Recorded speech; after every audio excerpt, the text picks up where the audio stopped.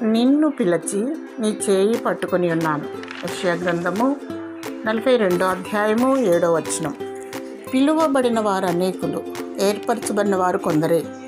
తల్లి గర్భమున రూపింపబడక మునిపే దేవుడు నిన్ను చూచి ఉన్నాడు.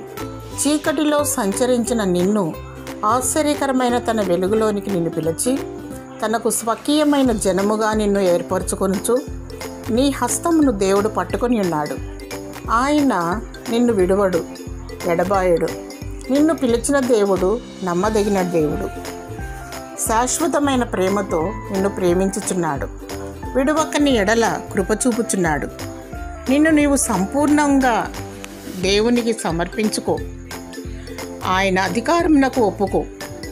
ఆయన నిన్ను నడిపిస్తాడు. పరిశుద్ధత, పవిత్రత కలిగి ప్రత్యేకింపబడి దేవునికి మహిమకరంగా జీవించు.